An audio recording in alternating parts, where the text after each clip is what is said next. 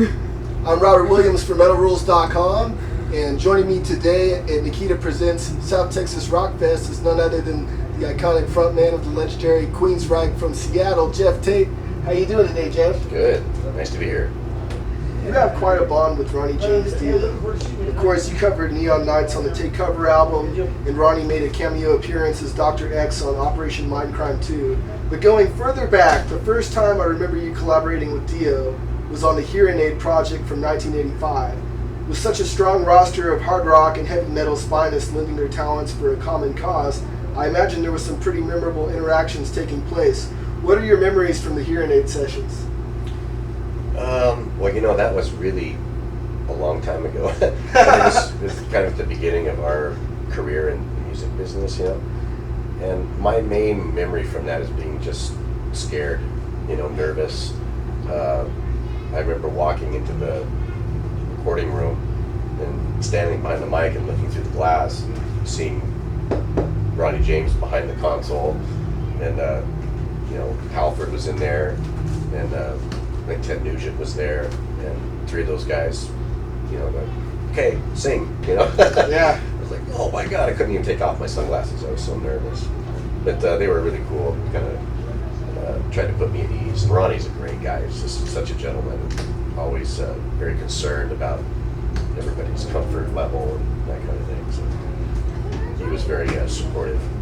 Back in the late 90s, there were rumblings of a project called the Three Tremors. You were to be featured among two other highly noted metal vocalists in Rob Halford and Bruce Dickinson. What was the reason this project never got off the ground, and is there any hope that fans will one day hear this collaboration? Well, honestly, that wasn't really a project. It was a dinner conversation. We had all been touring together on a tour through North America, I believe. It was Iron Maiden and Queensryche and Halford solo. And a bunch of us went out to dinner one night at an Italian restaurant.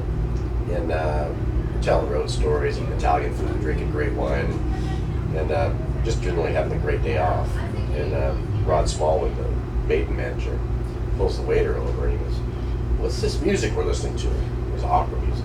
And the waiter said, "Oh, it's the great tenors, the three tenors." And Rod kind of laughed and staggered and stood up with his wine glass and said, "I think we should make a record with Rob and Bruce and Jeff and call it The Three Tremors. What do you think?" And we all laughed and toasted, and that was it. And then the next day, it got into the press somehow, and ever since then, we've been answering questions about it.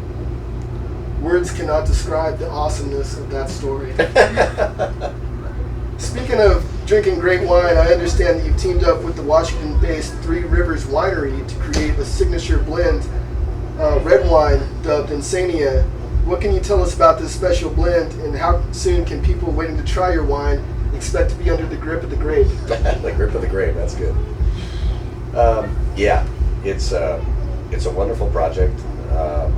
Holly Turner, the winemaker at Three Rivers, and I are friends, and we started talking about making wine together. And she said, "Well, why don't we just do it? Get involved. Let's start doing it." So we picked the grapes. Went to different vineyards, picked the grapes, put the blend together. Watched it kind of develop. Kept tasting it again, and tasting it too much, and decided that it was ready. And so yeah, we're coming out with it spring, and they're selling futures for it right now, so you can buy your allotment if you want, on their website. It's very cool. It's great wine, and we hope to keep doing it, and making more. And it's a great name, isn't it? Yeah. Yeah. Did you come up with that? Yeah. Awesome. Holly and I, yeah. In November of 2006, there was a slight roadblock in your tour itinerary when you were temporarily detained in Amsterdam over some misdirected concerns of a prop that was used in your stage show. How tough was it to convince officials in Amsterdam that this was all just a big misunderstanding?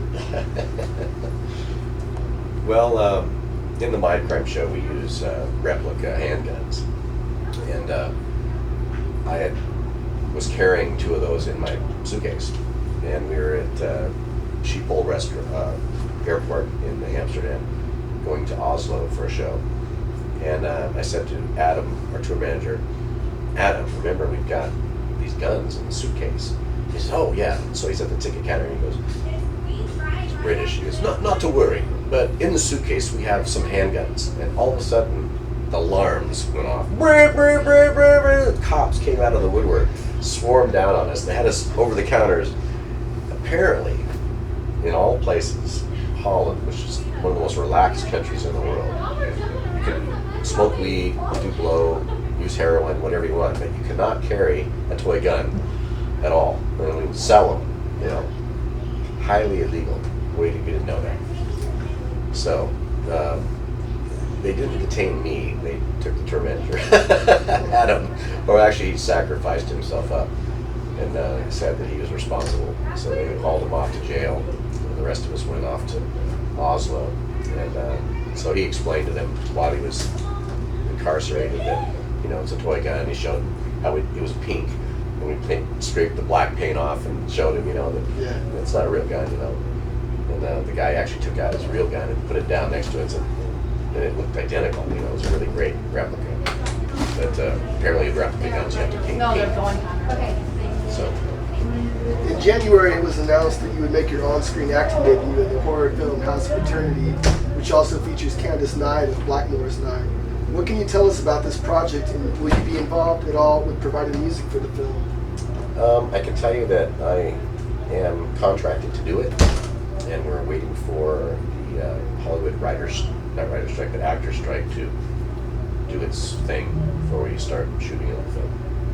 Are you a fan of the horror movie genre, and if so, what are your favorite scary movies? I like horror movies, although I haven't been frightened by a horror film in a long time. I don't know why. Maybe I'm jaded and cynical and I can see right through the plot, or maybe I'm made of stone or something. I don't know, but I like movies like The Exorcist and films like The Omen, you know, things like that. I like that more than I like slasher films. I'm not really a slasher film fan. The classics. Yeah, I like the classics. What's next for Queensryche? I would imagine after all the current touring is wrapped up, the five of you would take a much-needed break. But at the same time, I'm really curious to know if there are any impending plans to head back to the studio. We're actually in the studio, kind of taking a break right now while we're on tour, but we're finishing up a new album.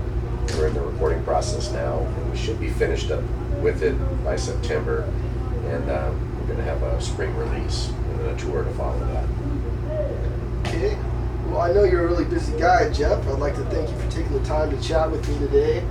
And also, thanks to Jeff Albright from Rockstar PR for helping set this up. Before we wrap this up, is there anything you'd like to say to your empire of devoted Queensryche fans? The empire. I want to say thanks for listening to Queensryche. We appreciate it, and we'll come to a city near you, if at all possible.